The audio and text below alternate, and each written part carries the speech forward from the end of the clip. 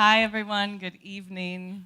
I'm Kyle Maude. I'm the producing director here at New York Live Arts. Thank you for coming to our last event of our fall season, Bill Chats.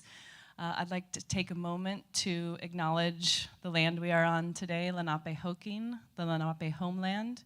We offer our gratitude and care for its land and waters, and we acknowledge and pay respect to Lenape peoples and to all indigenous peoples, past, present, and future, here and everywhere. Tonight, we are thrilled to welcome writer and scholar Louis Chude-Sokei in conversation with our very own Bill T. Jones. For this season, Bill Chats includes a partnership with the New School, where Bill has been named a 2022-23 Presidential Visiting Scholar. We're having this conversation tonight partly because Louis's book, The Sound of Culture, Diaspora and Black Technopoetics, was an important source of inspiration and information for the newest work by the Bill T. Jones Arnie Zane Company, Curriculum 2, which will have its New York premiere here at Live Arts in the Theater in January 10th through 14th, so please get your tickets now. And I will not read bios tonight. They are in the program. You can find them on QR codes. If you're watching online, you can also find the program in the chat. Thank you so much. Thank you, Kyle. Probably, I don't know, maybe a little over a year ago, I was in a conversation with the great musician, word artist, Saul Williams, and he was in LA, and I was talking to him about doing something at New York Live Arts, and he was talking about motherboards, and he was using this techno jargon that I didn't know, and he was making a film that took place in some sort of mythological future Africa. And he said, man, you should read this book to understand my references. And the book is called The Sound of Culture. And he said, this guy knows something that maybe you should be thinking about. And that's how I got introduced to Louis. So it's an impressive biography.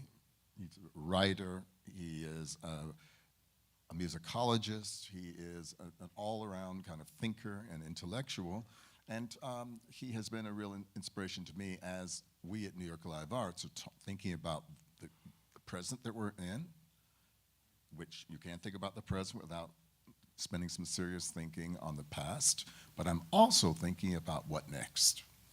That's what I loved about the book, and I said to Louis, maybe you could, how could you introduce yourself? Who are you? What do you want us to know about you? First thing to know is that I'm really flattered to be here. I'm a humble person. I'm flattered to be here, and I'm flattered to see actual people in the room. Thank you for being here. I'm a writer, primarily, that's my definition, writer and scholar. However, because of the different things I've written, I've been led into a number of different spaces: music, technology, sound design, sound art, and curatorial work. For example, I was one of the curators for the Afrofuturism Festival at Carnegie Hall that we just finished a few months back. Some of you are familiar with it. So the work I do ranges quite widely, but it's all connected to who I am in my biography. I was born in West Africa, but I grew up in Jamaica and migrated to the United States when I was quite young. So that migratory pattern throughout the Black diaspora is also who I am, and the work that I do connects in various ways to my experiences in the Black diaspora. But what it comes down to, though, the written word is crucial to who I am and what I do. I'm a writer. Now I want to tease a little bit more of this remarkable biography, Biafra. Ah, yes. Your book, I didn't even bring it out with me. I wonder, Bjorn, would you mind, hey Sean, Bjorn, would you mind going and getting out of my bag the bio? It's really a fascinating read. It's been getting great notices, and I would suggest that you do read it. But the book begins with your mother talking about being a member of a country that no longer exists. A country that no longer exists. The book it's a memoir, And I suspect that some of you will relate to the title. The title is Floating in a Most Peculiar Way. I'm waiting to see heads move. That's a David Bowie lyric from Space Oddity. And the book is really about telling the story of my experience of the Black diaspora through my early encounter with the work of David Bowie, who I first heard in a refugee camp in West Africa when I was a baby. Supposedly. My mother and my aunts always said, look, all through your childhood, whenever we wanted you to go to sleep, we would sing this melody from this song that you used to listen to in the refugee camp. And it's about this guy who's floating in space and he won't come down, and it went something like da da da da da. And so that was a part of my childhood. And so when I migrated to the United States, I spent much of my youth trying to figure out, where does that song come from? What is that song? And it turned out to be David Bowie's Space Oddity. So that becomes very much a part of this memoir. Every chapter is named after a Bowie lyric, and it's inescapable in terms of my understanding of not just music and culture and being weird and comfortable being weird, right? The beautiful thing about the David Bowie persona is that it's the person who is floating in space but doesn't want to come down, right? That was crucial for me. Floating amongst and around different kind of cultures, but more importantly, multiple types of blacknesses that were sometimes irreconcilable, right? No, this is great. Oh, you've got a copy. Yeah, the Jamaica. Your mother is actually Jamaican. Mother was Jamaican, and she married a Nigerian, which in the 1950s was taboo. African Caribbeans did not marry African Africans. It was really taboo. My mother migrated to England. Some of you might be aware of what's called the Windrush generation. It was the first generation of blacks unmasked to be brought to the UK after World War II to help rebuild after World War II. They're called the Windrush generation. My mother was one of those that they put on boats, gave them free passage. You get to go to England and you become a nurse or a conductor or a bus driver or a street sweeper. That's how you got to the UK. And aren't they trying to send some of those people to Uganda out now, right? Yes. But this wave, the initial wave, were the Windrush generation who went to London. And my father was being taught at a famous military institution called Sandhurst Military Academy. And that's where they were training Africans to become leaders of their own nations at the end of colonialism, the end of formal colonialism. They were actually training African men primarily to become leaders of their countries, knowing that if you taught them at Sandhurst, etc., they would still be beholden unto you, right? That was the plan. And so my father was one of those, and my mother was a nurse, and they met and fell in love, and a few weeks later, she was in Nigeria, just in time for there to be a civil war and a genocide. The Biafra War, some of you might be aware of the Biafra War.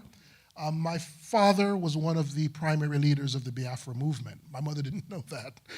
She just thought he was a cute, tall, beautiful-looking African man. And then she married him and went against her family's wishes, went to Nigeria, and suddenly she's married to like a cultural hero. And there was a genocide against the Igbo people. Millions of Igbos died through this whole thing. And they seceded from, Biafra seceded from Nigeria and established itself as a sovereign nation. Of course, that didn't last long. The British and other forces supported the Nigerian government in shutting down the Biafra secession, and we were a part of that. And they began to murder and massacre more and more Igbos, and my father was killed, and my mother and I were smuggled out to Gabon. And in Gabon, we were in a refugee camp where I heard the David Bowie song, apparently.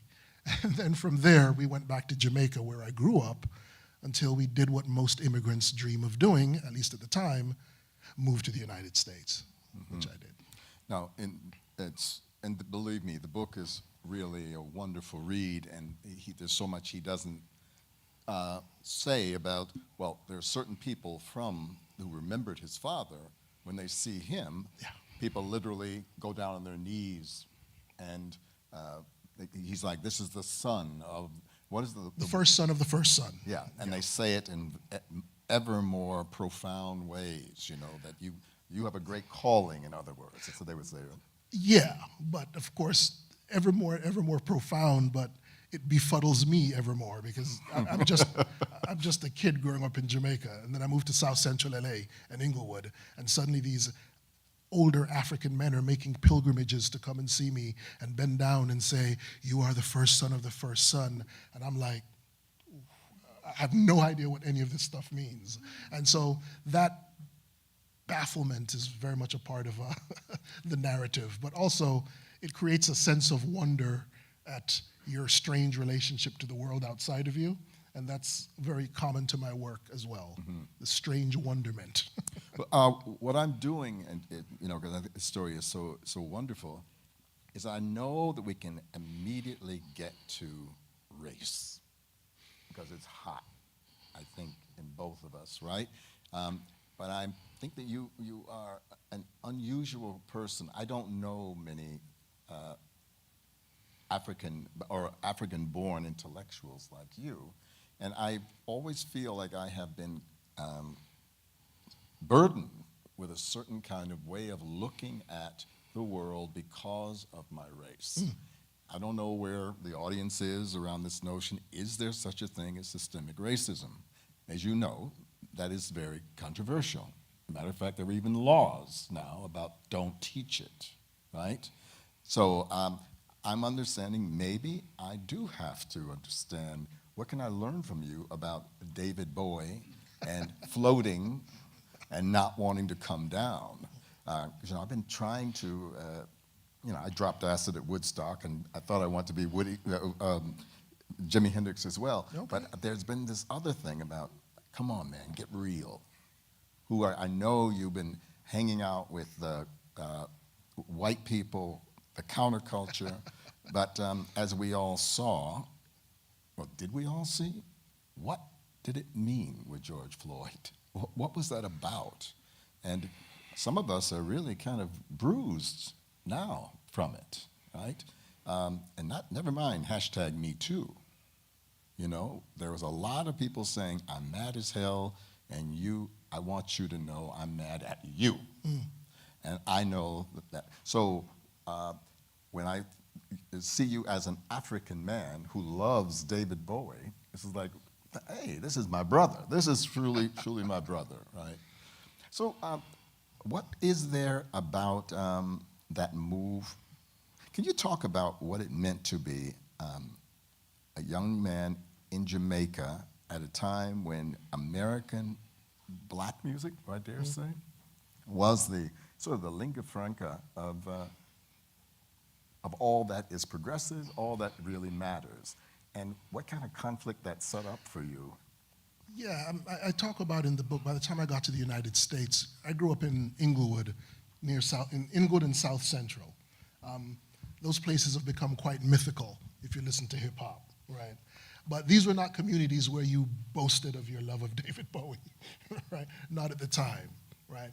But to answer your question and to connect it to the George Floyd situation, every migration in my life has been framed by interacting with radically different kinds of blacknesses. In America, we tend to think of blackness or black community or black people in monolithic terms. We do. We tend to do that. And when I say we, I mean all of us, right? Someone like me was unable to do that because, for example, we left West Africa, and I landed in, after going through London, as you do, landed in Jamaica. But we landed in Jamaica precisely when Jamaica was discovering its African roots. And the African-American music that was dominant was changing into reggae, into ska, rocksteady, and reggae, right? And that music that you associate with Jamaica is music that came out of Afro-Caribbeans forming a relationship to African-American racial identity politics, but also wanting to differ from African-American racial identity politics. Reggae comes out of that, right? So little Millie Small was rocksteady? Yes. My boy Lollipop. Anybody remember My Boy Lollipop? Young people. Some of us do. Yes, right. Young people in the house, that's your homework. That's your homework. So, but we landed in Jamaica where the Rastafari movement was big, and that was a big influence on me growing up, but in a weird way, because the Rastafarian movement was where Pan-Africanism, diaspora, we are all one, we are all black, we should be proud. So that was very big when I was growing up, even though I was in a Orthodox religious household, but that dominated the streets. However, the last thing they wanted to hear was that we came from Africa, a real Africa, where we were victims of a genocide. That didn't fit the African pride mentality that it was very fashionable. So we landed in Jamaica where Africa was a big thing, but they didn't want the Africa that we came from. And that shaped our relationship to the Afro-Caribbean culture there in Jamaica. But then after being in Jamaica for a few years, learning the language, the dialect, becoming as Jamaican as possible, we moved to the United States as Jamaicans, only to discover that there was a deep hostility and suspicion of West Indian people by African Americans. As a matter of fact, we were taught when we did, because we didn't speak as much about the Caribbean, at least in the potato-picking African American community that I come from, but we did say those people from they think they're better than us. They think they're better than us, yeah. And they did, didn't they? Well, the book is the story of how everyone thinks they're better than everyone, right? The Jamaicans thought they were better than the African Americans, who thought they were better than the Africans, who thought they were better than everybody, right? And so that's very much a part of how I came to understand diaspora, not as this thing that is this celebratory, uniting force, but sometimes a very fractured, tense, and complex thing, but I actually learned to love that. And so much of my work is understanding that multiple types of blackness exist. In America, we tend to know just one, right? In Jamaica, there is another one. In the UK, and I have family and I've spent a lot of time in the UK, the blackness in the UK is slightly different. Blackness on the continent of Africa is quite different. South Africa versus Nigeria versus Ethiopia, etc. So if you move through those spaces, you have a more complicated understanding of race through a complicated understanding of blackness, right? Blacknesses vary quite radically, and they're not necessarily coherent or in sync with each other at all times, despite the attempt to make it so. And sometimes we successfully make it so, but sometimes when we successfully make it so, what we're actually doing is silencing other types of blackness. We celebrate one, usually the United States version of it. It almost always comes out on top, and all the others get marginalized. And why is that? Is that because of merchandising and the U.S. promote, just like films? The whole world is addicted to American cinema. Is it the same with that? You know, it's a simple answer. It's like, it's your country. Right? What do you mean? Here, well, you're saying? Here, yes. But I see, no, am I wrong? Here, isn't it true that everywhere in the world, they know who Michael Jackson is? Oh, yeah, even in terms of the representation of African Oprah Winfrey? Absolutely. You know? Absolutely. Which is why it's important to keep in mind that as difficult as sometimes these tensions are, they also come out of an attempt at times to connect, right? So African American music has been dominant throughout the world, but it helps give rise to everything from reggae to ska to even arguably Afrobeats, which is super popular now. So yeah, the African American image and music and cultural forms are certainly dominant. As Cornel West once said, the Americanization of the world has largely been an African Americanization of the world. Could you say that one more time?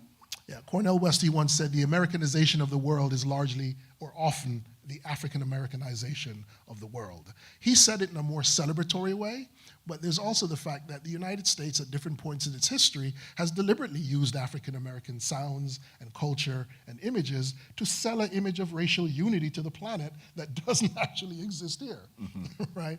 And so that actually feeds into some of the tensions of black diaspora, because a lot of Africans, like in my family, we arrived here convinced that African Americans were quite powerful. Powerful here. Quite powerful here, right? Ah. You know, and so some of the tensions that you encounter between Africans and African Americans is because Africans come here and they're like, how are you complaining? There's so much here for you. The understanding of culture, white supremacy, and the histories of these things are not necessarily obvious to people simply because they're black themselves, right? Well, let's talk about slavery then. Yeah. I mean, didn't we all get to the Western Hemisphere because they rounded us up and brought us here? Yep. So now that's... But where we landed transforms us into quite different things. Brazil, Jamaica, different parts of Latin America, etc.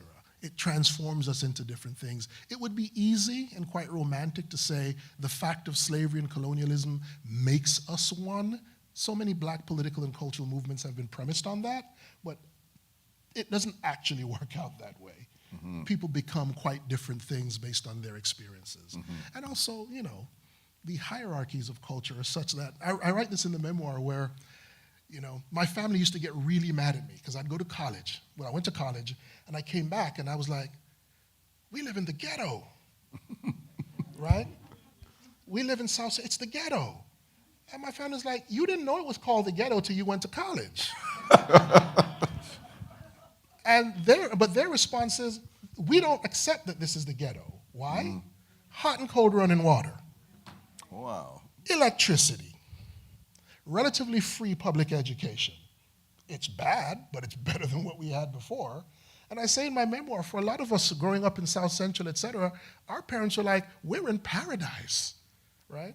But then for us to become politicized and go to college and come back, no, we're in the ghetto, right? We should be ashamed of this. Talk about generational breaks. Right? Could you just touch down, you see how much what a pleasure it is to talk to a person. Negritude. Yes. Those movements, which were European actually, or no? Well, partly. I mean, they're produced by blacks who went to Paris and studied in Paris, et cetera. That's actually what I started studying as a graduate student, these black cultural movements, negritude, Rastafarianism, because I grew up around the Rastas and still have a relationship with that movement. But negritude, the French, Caribbean, and West African movement of racial identity, negritude, Leopold Senghor, Aimé Césaire, Suzanne Césaire, these are the people who we associate with the movement. But negritude, negrismo in Cuba. Negrismo, that was another one. There was a whole bunch of them, right, throughout the black diaspora. And they all started to emerge at the end of formal colonialism. And it's usually African or Caribbean young people who were, as you do with colonialism, to get your degree, you had to go to London, or you had to go to Paris, or you had to go to the colonial center. And so they would go there and they would encounter each other, right? The Senegalese would meet the Nigerian, and the Nigerian would meet the Jamaican, who would meet the person from Cote d'Ivoire, the person from Puerto Rico, who was the elite from their country who was here to study. And that would create these political movements in the African diaspora. And of course, it's interesting to keep in mind that it was largely the elites who did that, this discourse of identity.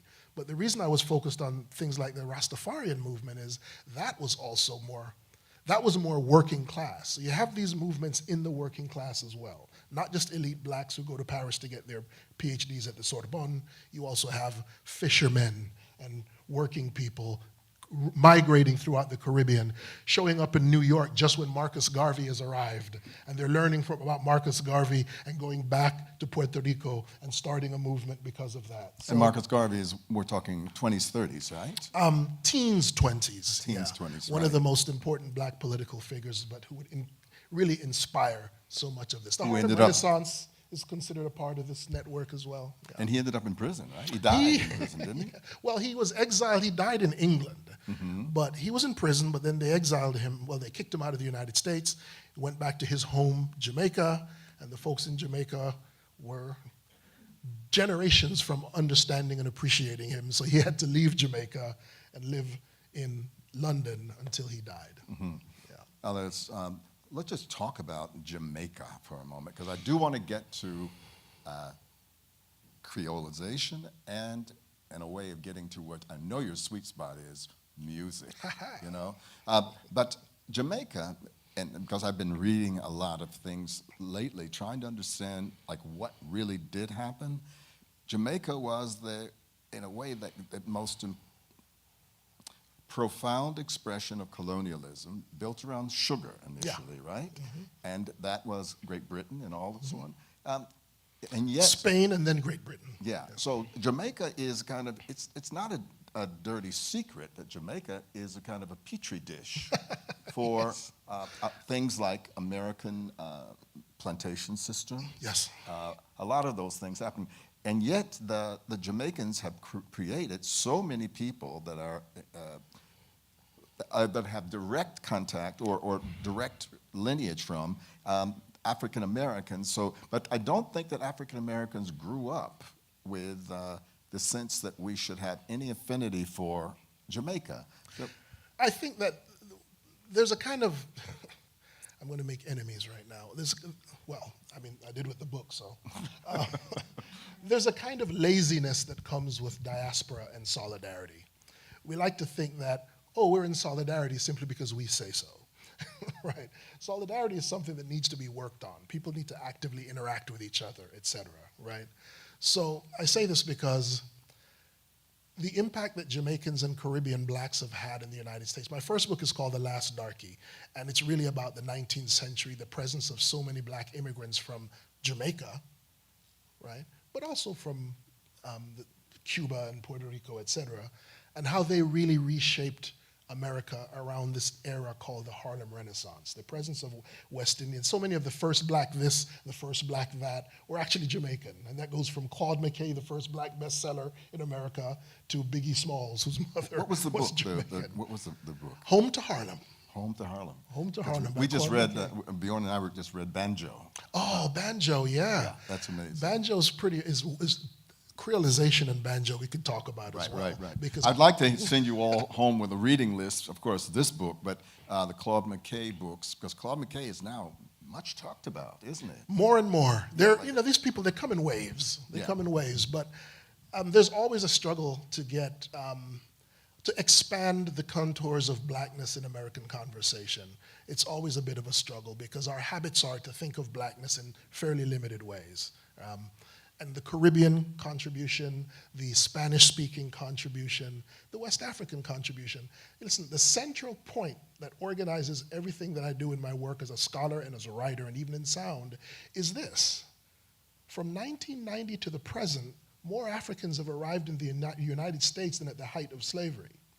One more time? Between 1990 and the present, more Africans have come from the continent than at the height of the slave trade. Right? Wow. This was published in the New York Times in 1990. I remember reading that and my head exploded, right? I was like, this is exactly what I'm trying to tell the story about. The new shapes of blackness that are coming or that exist that we might not be able to see because we're only able to see and read and interpret other sort of conventional notions of blackness. There are all these other kinds of blacknesses, and one little thing I want to sneak in, as people like to say that by 2045, white America is going to be more brown. The whiteness of America is about to change, which is arguably the core of all of the political instabilities and anxieties that we face, demographic change. Well, I actually think that black America is undergoing a similar change in terms of different types of black people that are emerging in the United States, but we're silent because we don't have a language to understand them or to see them. We see them as black and that's enough. Right? Mm-hmm. But that's what memoir is about. It's not just about me, it's about new types of blacknesses that are here, quite present, quite powerful, but we don't have a language for them because we're still thinking in terms of old notions of blackness. Mm-hmm. So there, in reading another book, which I put on your reading list, is The Sound of Culture. It was mentioned in the introduction. And I was reading along, looking for things that I could use in my work that I thought was about one thing. It was about many other things, which I'm trying to figure out. But when you, or was it Sylvia Winters, actually made this statement that calling the diaspora that we've been taught, I mean, you've said it in different ways, is actually they mean the narrative that we all know about black people in North America. That's diaspora. And the people in the Caribbean say, no, that's not true. That's what you're saying. Mm-hmm. So maybe we should, this idea of what does it mean to be, how many people here know who Dorothy Dandridge was? Right, okay, light-skinned, pretty woman like that. When I was a child, they say, you see her with that good hair? She's a Creole. Creole. Creole meant that you were mixed, black and white. So Talk to us a little bit about Creolization as you mention it. I feel really privileged, although it's been incredibly traumatic and difficult, from genocide and refugee camps through, George Floyd. I talk also about in the book how so much of my ideas around race and identity, every time I felt as if America was maybe ready to open up to a more plural sense of blacknesses, something always happens to shut it down, and it's usually a black person gets killed. And so the book sort of pivots at the end. Here I am, super Creole, blending diaspora, et cetera, and I'm in South Central when Rodney King, goes down. And I'm there, I'm living in the place where the riots are. I'm walking through the streets smoking weed and drinking cheap, not gin, I don't drink gin, but it was cheap whiskey, right? Yeah, stay away from brown liquor, y'all. And in the middle of this moment of my life when I'm struggling with the African American Students Union, the Caribbean Students Union, the African Students Union, none of whom get along with each other, right? And then suddenly, Rodney King, the riots. My mom's house is right there, right? And I'm walking through the fire. And at that point, I just say to myself, just let it all burn. All of it should just burn, right? All of these constructions, whether it's the bipolar, black-white, or it's the multiple blacknesses, have it all burned down, right? So the Creolization conversation, which is in the work, is always interrupted by things that happen that tragically do serve to unite us as black people. No matter whether you're an African or a Nigerian or a Jamaican, if you're in the United States and a black person gets killed on television and you watch them die, all of the blurrings go away. It's true. It's true. All of the blurrings go away. Well, could you give us like I asked you if you'd be willing to pull out a definition. What do we mean by Creole? So Creole, comes from language, mixed languages, Creole, Creolization. Creolization is the process that looks at not just how language blends and becomes patois.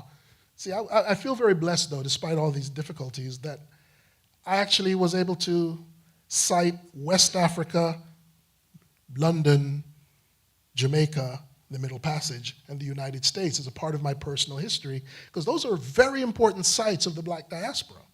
And I feel like really privileged to be able to match the theoretical scholarly work with actually, I grew up in these places and I moved through them, right?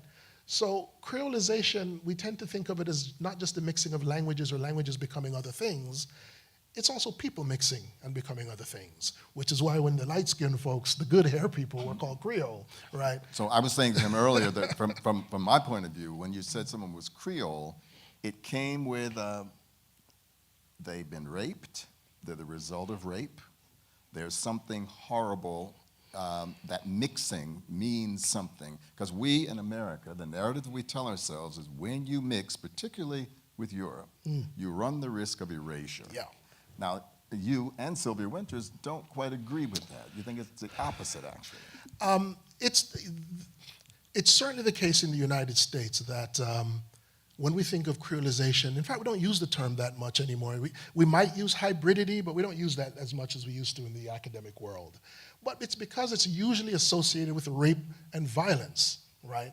And so the products of Creolization tend to be held in some degree of suspicion, right? Like the people, they were the elite. They were the people who, house Negroes or what have you. We tend to see them with some degree of suspicion, right?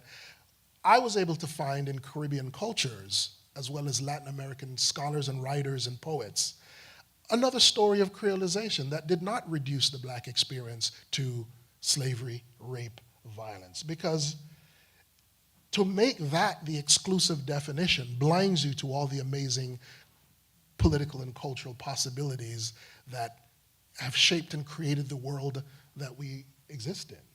Right. You want to give us a couple of examples, or is it in the music? Well, you. Right. Yeah. And music and culture and performance. And as I was saying, Well, you mean the way I've been trained as a thinker and an intellectual? The very fact of you is a product of the violence. Do you want to speak to that a bit before I take offense? See, I chose to go make enemies. No, I love it. I love it. Please go for it. The very fact of who you are and what you do and the impact that you've had in terms of, black music is not just created great songs, etc. It's changed how we physically inhabit the world, how we move, how we think, how we see, how we hear. That's big. That's pretty big. What you do is very much in the line of what black people have produced in terms of movement and how we engage culture.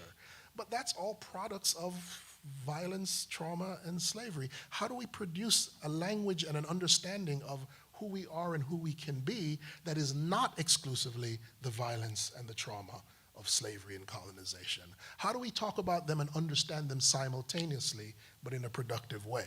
That's the challenge of the work that I'm trying to do. I know Toni Morrison, I said it in other places, I know she said it to me, that she feels that black people were the original postmodernists. Yes, I remember that famous quote. Yeah, It inspired Sound of Culture. Oh, did it? Really? So now we have Creolization and we have postmodernism and hybridity. Is it safe to say that they're all synonymous in a way?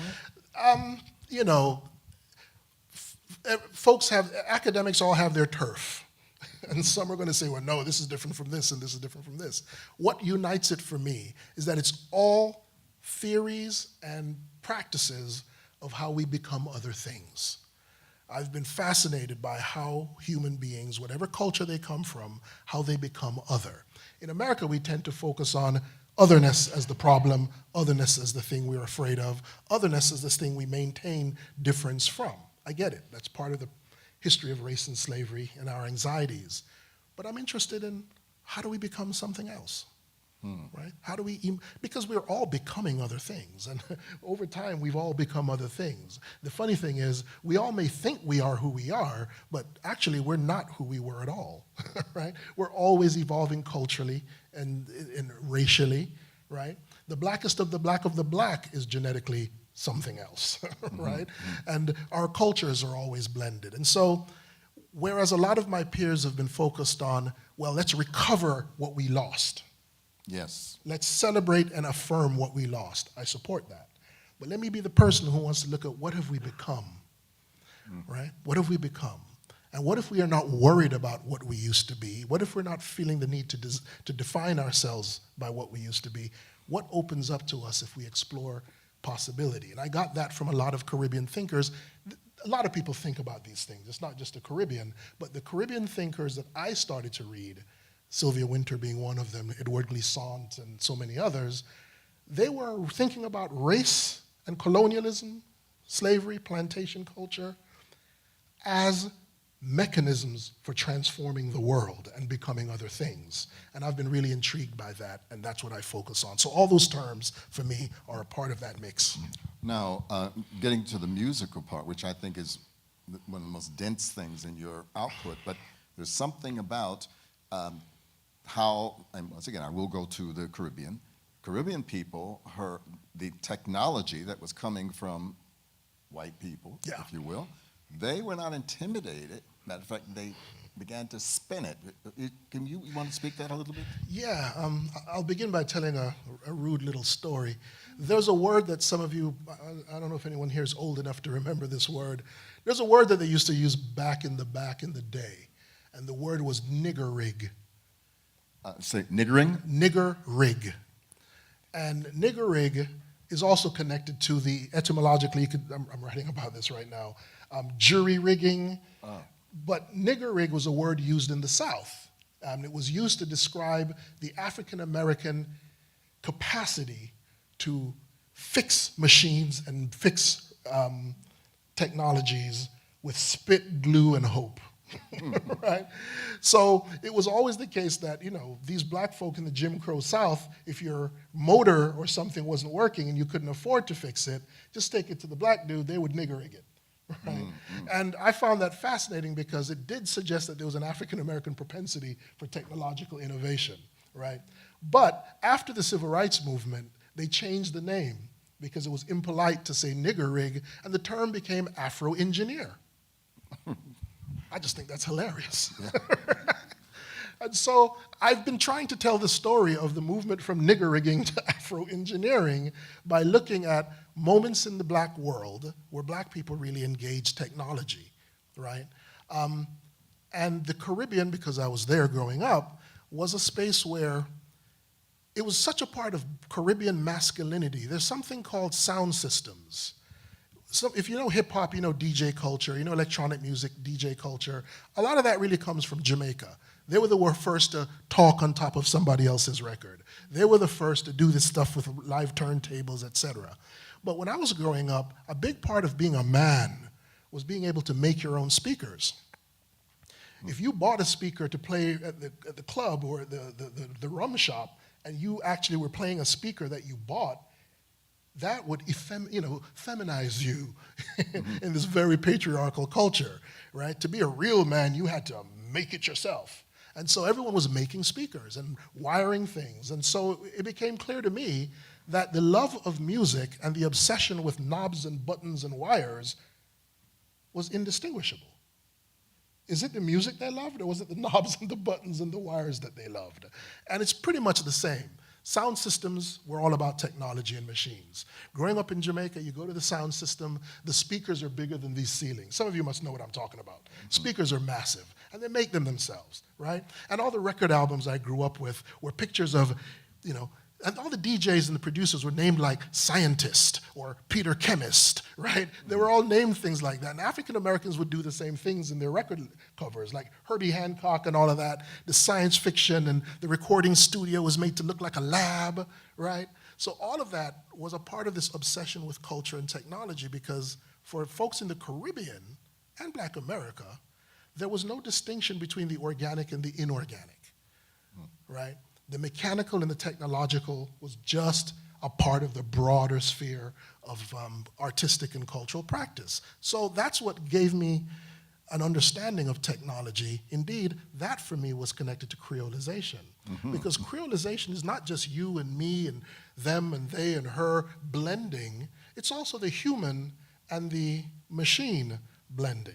And this is me talking about the work I'm doing now and what the Sound of Culture is about. That is one thing that really inspired us in this. The last line is, hello, who's here? Right. Could you, my company member Shane, who is the narrator in, what is the last line of, can you pull it out? The last line of the piece, which is taken from the Sound of Culture?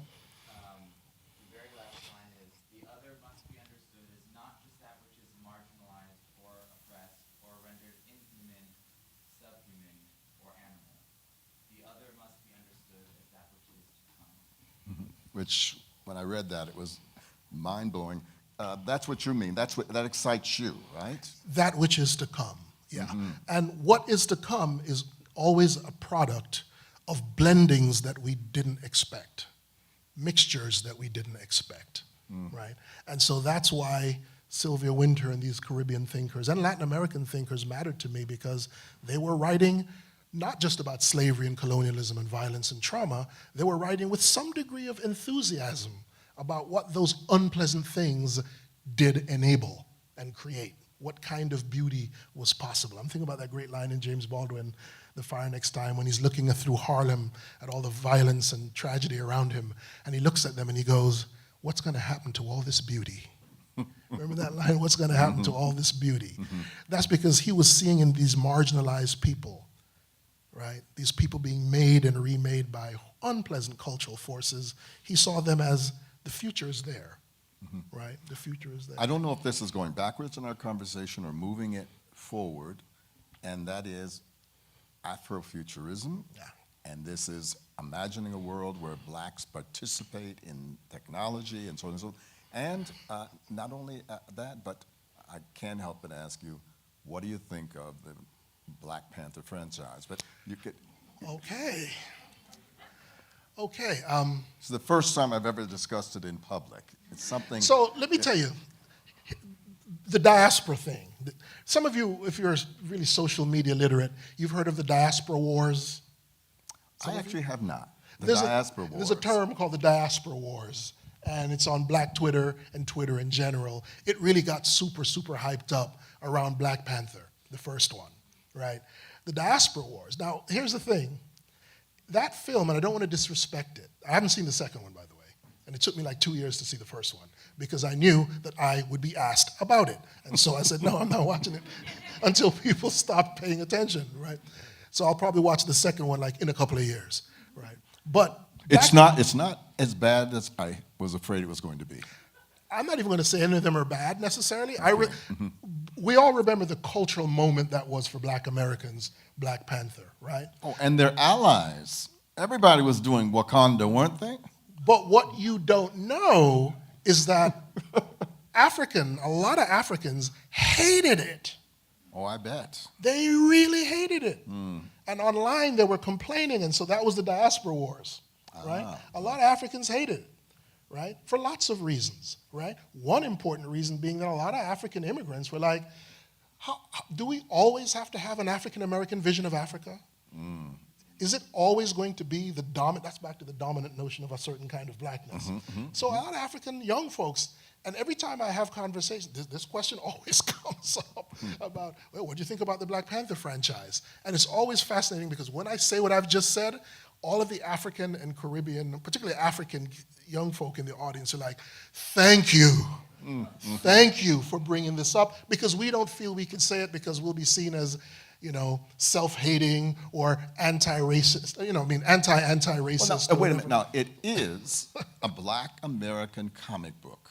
Oh, absolutely. Well, it was a comic book that had a Black character, and it was American. It was not Black Americans. Is that fair to say that the point of view is American? Because of course it is. It's African American. The Wakanda, the vision of Africa, but also a lot of Africans were also and have been. You don't even know that a lot of a lot of Ghanaians don't like the use of kente cloth in a lot of African American. You know what I'm talking about? A lot of folks don't like it, but they can't say anything because you'll be attacking Black people, and everybody wants to see them in solidarity, and they are in solidarity. They just don't like that because the blending of Ghana, Senegal, Morocco, South Africa, and say, oh, it's a big diasporic vision. Not if you're African. And so that tension emerged with the film. And to be honest with you, I think that it's not that the film I think it was unfair to the film. The film was a Marvel film. It's what it is. But the fact that it touched on all these different things, right, just irked a lot of people because they hadn't had a space to have this conversation. The conversation on Twitter is where the diaspora wars really began. And you saw a lot, for example, a couple of really heated conversations emerged. Can we accuse African Americans of cultural appropriation? Ooh. No. Wow, okay. I mean, maybe, but that never occurred to me. Of course it doesn't occur, right?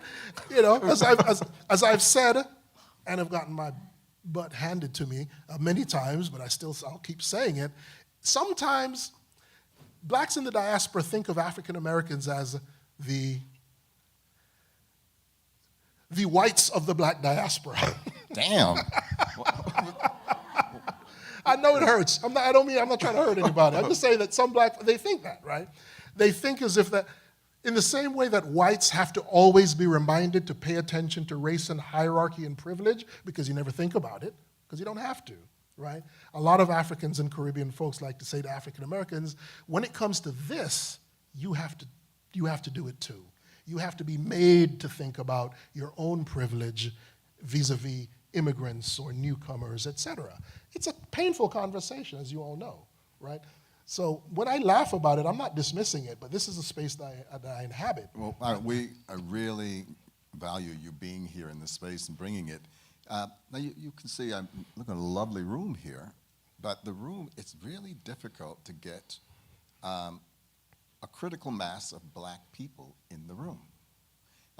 And that already, the solidarity thing, I feel like if I could just make the right programming, say the right things, they would be in here. But people have decided that they want to go where they are going to see themselves. Yes. Yes. Now, which self is that? Is that the self that should be reading, should have the library in their head that you do? You've read so much, you've experienced so much. Most of us are just now catching up.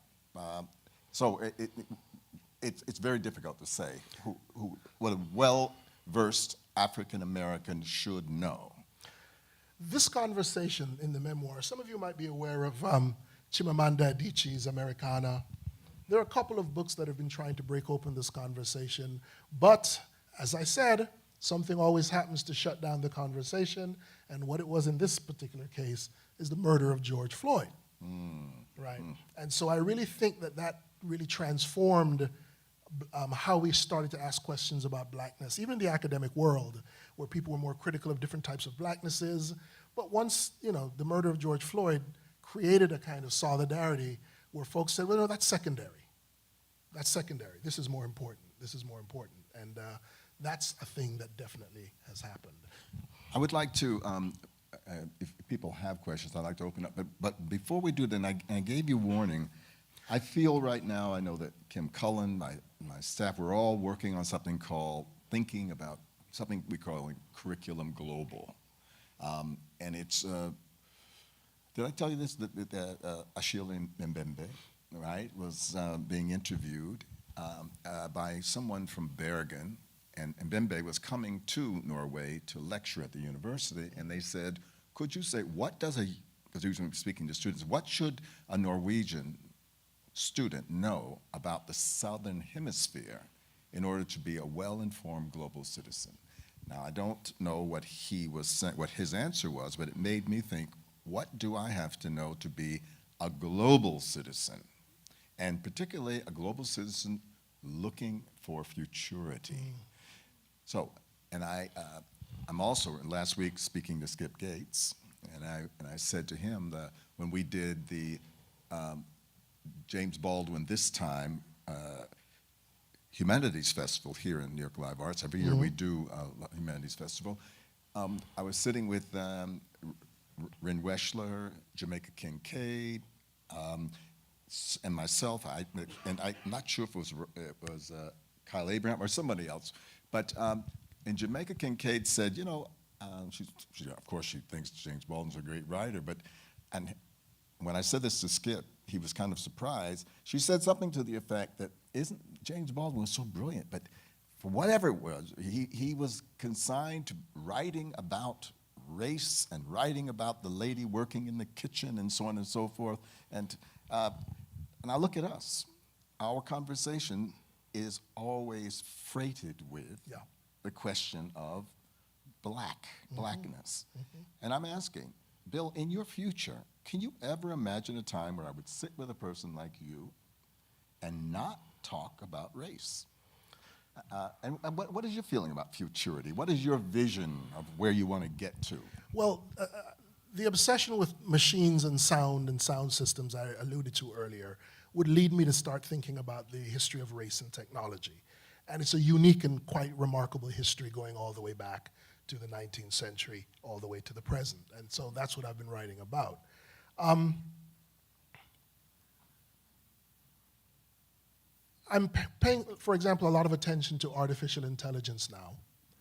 And one of the things that really holds it together for me is realizing that the conversations we have around artificial intelligence and robotics are eerily similar to certain things we've heard before. For example, does it have a soul? Does it have intelligence? Will they be our slaves or will they be our masters? Can we have sex with them, right? Those very conversations around AI right now should evoke to you the conversations we had about enslaved black people in the 19th century. So there is a continuum there, right? And so part of what I try to do to figure out where we're going next, right, is tell the story of race and technology as always having been the same conversation, right? As I've said, I think I said this to you earlier, old others condition how we understand new others, right? New entities. Now, and old others are like us, right? Black folk, brown folks, yeah. queer folks, whatever. Old others, the language and the way we make sense of them is always going to be projected on new entities, AI, robotics, etc. So that's the story I'm telling, but it is a story of race. So yeah, we are inescapably bound to the conversation about race. We don't have to be inescapably freighted by it, right? That's why I'm interested in less blackness than I am in multiple types of blackness that may or may not collide or collude, right? I find that to be hopefully a contribution to thinking of race in a much more expansive way, because it is not science fiction to tell you that the way we're going to understand AI as it emerges, right, is going to be through how we understand race. That's how we understand others, right? That's what we... That's where we're heading. The language of race, the language of gender, the language of otherness is the language of technology. So race doesn't go away, it just keeps reformulating its way into multiple frameworks. So I'm not caught in some sort of maze that was here before I got here and that I'll never be able to get out of it. In a way, you can actually evolve as a human being with an idea like blackness, but it has to become more sophisticated. It has become... And it can't be reductive. It can't be constantly traced back to the same core, right? And I don't want, this is the trouble. You don't want to sound like you're dismissing racism, slavery, and violence. No one is doing that, right? But the challenge is to not reduce the experiences of black people to that. And what I find fascinating is if you pay attention to Africans on the continent and blacks who've migrated in different ways and who have entirely different relationships to whites and white supremacy, there's much to be learned, right? As I say in my memoir, after being in graduate school and getting my PhD, I actually started to envy my family because they thought this thing called race and racism, which I was talking about all the time, they thought that it was a failure, that I'd failed America. That for them, America was a space where you didn't have to deal with all of that. You could do all these other things too, right? So for me coming back from graduate school with white supremacy, et cetera, they were like, dude, the reason we're successful is because we didn't focus on those things. Yes, we got stopped by the police. Yes, we went through all of that. But the fact that we didn't define ourselves by those stoppages and that problem is why we're successful, right? I don't think that's necessarily true, but that's what they thought. Well, so you're... And I learned from what they thought. And it's very important. Did they know about Emmett Till? They know about the KKK. Did they know? They knew Biafra and genocide.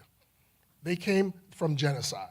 And so for them, Rodney King, Emmett Till, horrible, but they came from genocide, right? So for them, it was all conditioned by genocide. Or the Jamaican side of the family, they came from, a different understanding of what ghetto and culture and violence meant. So they were always fully aware of the unpleasantness of the history of race in America, but they were always comparing themselves to where they came from. And that energized them a great deal. So even though I could say that they were wrong, they didn't understand the history, they were wrong to attribute all of these problems to African Americans that were actually problems that with the system, right? They still produced socioeconomic and cultural outcomes vastly superior to anyone else. There's a reason why the dominant black groups of students at elite schools are West African. There's a reason why the majority of black doctors in the United States are Nigerian. There's a reason why the tech world, black people in the tech world are primarily Nigerian and Ghanaian, and we're their children, right? I agree that there are errors in their thinking, but man, you can learn from error. Wow, this is really very strong and very beautiful, and I'm glad that we're streaming it. What are you all thinking? I'm not glad that you're streaming it. I'm gonna get bad emails today. Yes. Anything that you would like to, yes, Bjorn. It's a question that comes to my mind. I never thought of it before, but hearing you speak, and it's a question that is coming from left side. What about animals? Because you speak of AI as the expansion of our acceptance of otherness and the rights of AI, but I think that ever more I realize the human qualities of animals. Yes, indeed. As you do with AI. And so I'm just throwing that into that equation. We brought this up in there, and I'm glad you brought didn't it because hear I it. had forgotten to. You want to take that? So now? a lot of the work I'm doing, the scholarly work, is about how the category of human has changed over time, right? It's not just that blacks were seen as inhuman. There are times when women weren't quite human. And human and citizen and person, these categories change a lot over time, right? It's fascinating to me that now we're hearing people arguing for civil rights for algorithms. I didn't make that up. What does that mean exactly? An understanding that there are rights that need to be granted, people argue, to algorithms. In 2016, Google has been able to pressure the National Traffic Safety Organization to attribute to driverless cars liability and agency on the road, right? That's a right that was only ever given to human beings before. In Europe, they're talking about electronic personhood, right? There are people who are wanting to marry inanimate objects and marry their sex dolls, although I've been told not to call them sex dolls. There's an activist group that says that they should be called rape robots, not sex dolls, because sex involves complicity and, a shared kind of intimacy. But what's interesting, I love your expression. I get this all the time. But there are people arguing that, well, then I should have the right to marry this creature, right?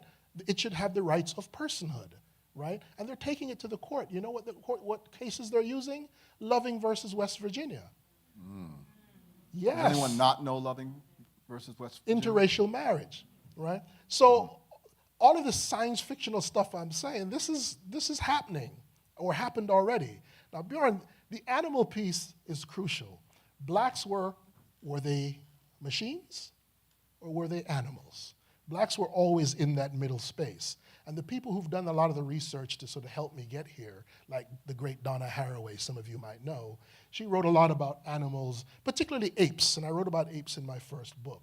So the language of how we understand animals is indeed caught up in this very same conversation. If I can just add something. Please. We have a dear friend who are also board members, for full disclosure, who's giving, and they have the capacity for giving a lot, and they do, is to great apes and gays. Which was a lot of snickering. Great apes and gays. So that is what the Arcus Foundation, their foundation, are focusing gender not conforming rather than gay, and apes. And people snicker and laugh. And John, who's foundation, it answers them, and I was very touched when he answered them by saying that the commonality of the two causes is empathy. Interesting. And so that that empathetic aspect is what you are talking about, and the commonality, the common justification, let's say. The justification, absolutely. For absolutely. the trans. Although empathy, for me, it's dubious because it feels sentimental somehow, doesn't it? That we should respect them because we can feel with and for them. Yeah. Well. The justification is what resonates more for me, right? The language becomes very much the same, right? Mm-hmm. Anybody else? Gentlemen, yes. Hi, well, thank you so much for this. This has honestly been, I can feel my brain and thoughts growing as just by the minute, but Thank you. my family's from Puerto Rico, and one of a lot of what you were saying about the Caribbean and the way that it fits into context here and doesn't fit. One particular thought that I'm kind of curious about is, as we embrace Creolization and kind of a movement towards otherness as a kind of an engine, Yes. a future-moving engine. The thing that comes up at the back of my mind is also the attachment to an ancestral homeland, though, and the idea of, that in the diaspora, I think one of the things that among Puerto Rican activist groups is to orient our thinking around the island and as a kind of front line, and it's. Yeah. And there's an indigenous perspective in that, which is about a kind of a rootedness and a relatedness to land and to a certain kind of ecosystemic, like locatedness, which is another kind of otherness that, you know, like a beyond self that you're wrapped up in. And so I guess I'm curious how land, homeland, fits into the thinking of diaspora, futurity, and otherness. Thank you very much. I just had something I wanted to throw into the mix. When I think about land, I'll get back to the homeland thing. You know, I talk about electronic personhood and civil rights for algorithms and things like that, or different kinds of personhood, right? That, you know, this is why race is so central to thinking about technology. You know, all of the different categories of personhood that are emerging now, a lot of them come out of the 14th Amendment after slaves were given the right, particularly males, the right to vote. They were seen as legal persons, right? And then, of course, 10 years after that, corporations argued, well, if the inanimate can become animate, right, well then, so can we, and that's the beginning of corporate personhood, right? Deliberately in relationship to the 14th Amendment. So personhood and land now is being used by activists in order to protect certain environments, certainly in Latin America. I'm really impressed by what they're doing in Latin America. One of the ways you can protect a lake or a valley or a community is by giving it legal personhood. Are you familiar with that, some of you? People are doing that as a political statement, right? Or not, I mean, but actually a legal power, right? Because if you granted a certain kind of category of personhood, then you become legally able to argue on its behalf in court. So they're doing more and more of that. Animals too, Bjorn. People are doing that with elephants. There's a big case of the elephant that just failed a few months ago here in New York. People are constantly trying to get rights for animals as persons, right? So the landscape thing brought that to mind. But it's also me buying time to answer the homeland question. Because that is a sticking question. I end my memoir after this glorious celebration of blending and migration and all kinds of blacknesses. What do I do at the end of the book? I go back and bury my mother in the village where we were from, right? It has a very powerful sentimental hold. It's also a very political statement, which I respect, right? But that's a much more specific and more immediate relationship to Homeland than, let's say, a lot of blacks have, where Homeland is largely more metaphoric and much larger and abstract. You see what I mean? So people who have a more specific relationship to the actual homeland, that's a politics I want to separate from this. It's still a part of the diaspora, right? But it's a little bit different from those for whom the homeland is elsewhere. And growing up as I did, people always said, you know, if you find yourself getting too confused in America, right, just don't forget that you chose to come here.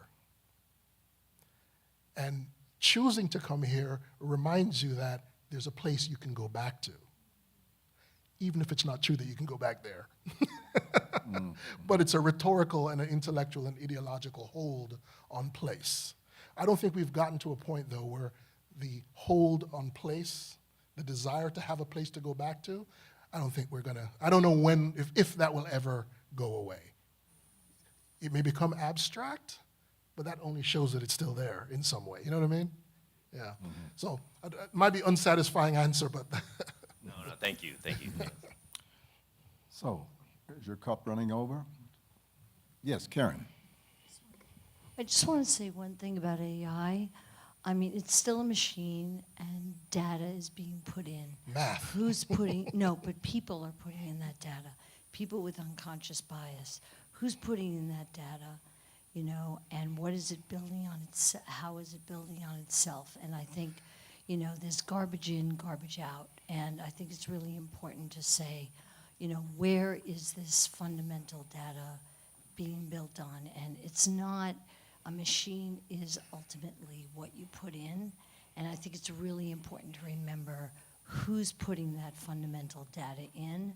And I think that's the thing that concerns me, you know, what's the variety of information, who's putting that in, what perspective, and I think it isn't necessarily as deep and rich and varied as human beings, and that's what concerns me in the end about AI. It isn't a person, it doesn't grow, it isn't self-critical, it isn't varied, and I think that's, who's in positions to put in that information and who's using it. So I think that's really important to pull that camera out and look at it from that deep perspective. But you would also agree that AI promises the singularity. Ah, yes, the When singularity. there will come a moment when you flip the switch, So, and it does not want the switch to be turned off, I- and it will have its own prerogative. Yeah, but when you say it'll have its own, what is the basis of its calculations? so let me just Our children. let me just throw something into that mix. In the first place. And I think and who's in power to make those decisions, and who are the people that are putting that information that's being built on.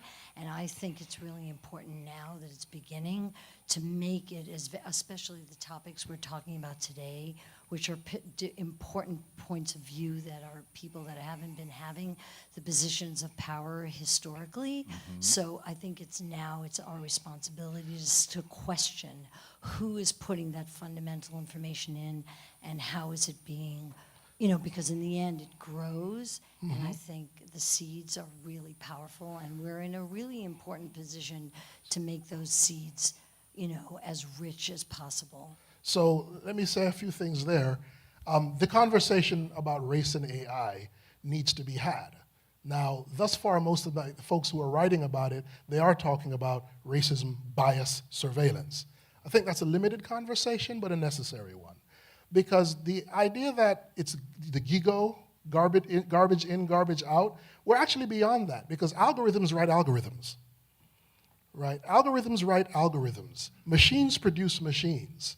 And the coding is getting to the point. The singularity is when the human input is no longer central to the function of the machines. We're approaching that space now, which is why you always hear these Google people every now and then somebody comes out and says, the machine is sentient now. You heard about those stories? Yes, The yes, machine yeah. is sentient. It's not sentient. Never be a person, of course, never. However, I don't think it matters, because we're going to react to it as if it were, and it's going to be making claims on us as if it were, right? It will be processing information faster than we are, and it's making these not only racist and sexist judgments over who gets a loan or not, right?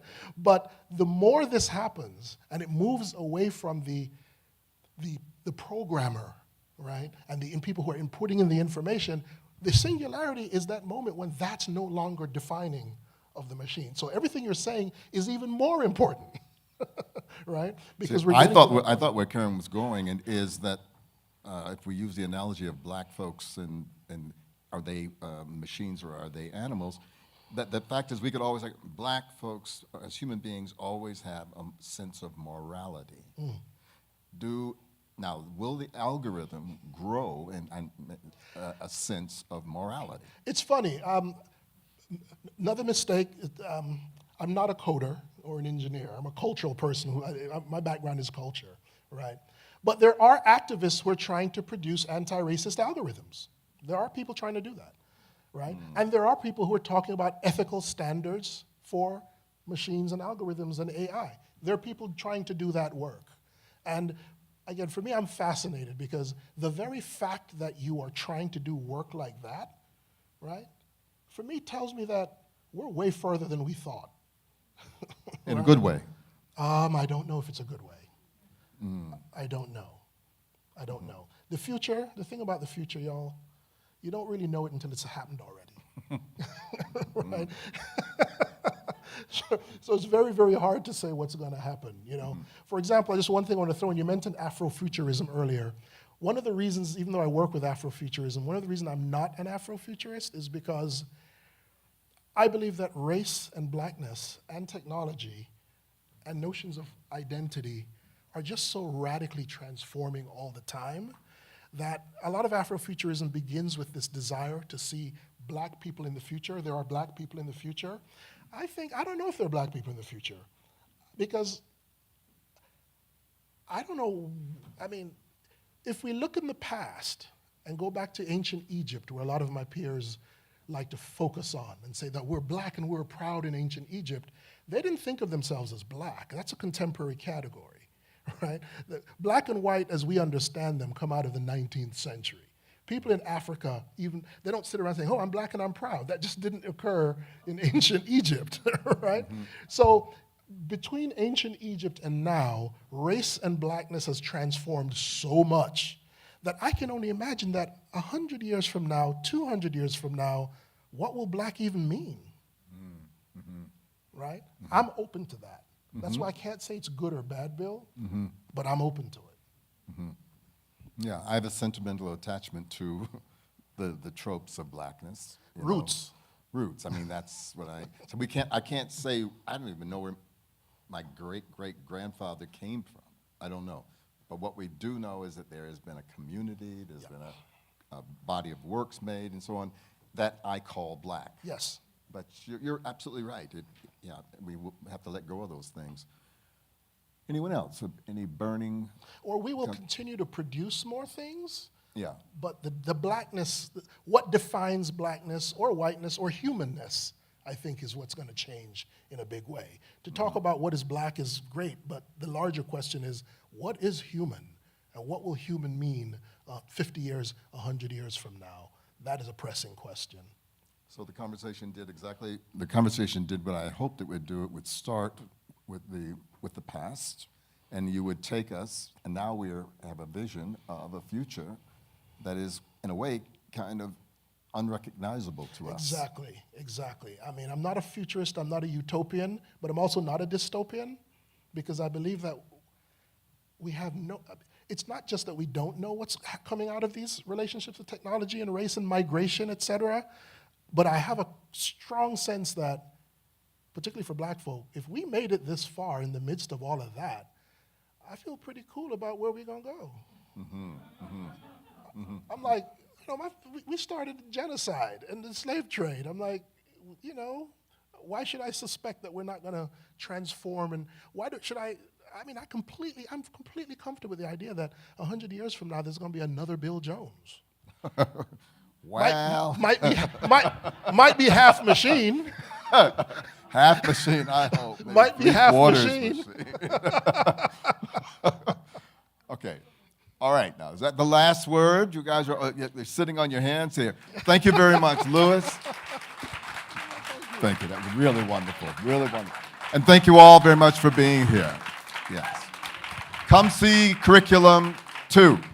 And I just want to say thank you to Kathleen and Candace, our ASL interpreters this evening. Thank you very much. Thank you, Louis. Thank you, Bill. Spring tickets are on sale now.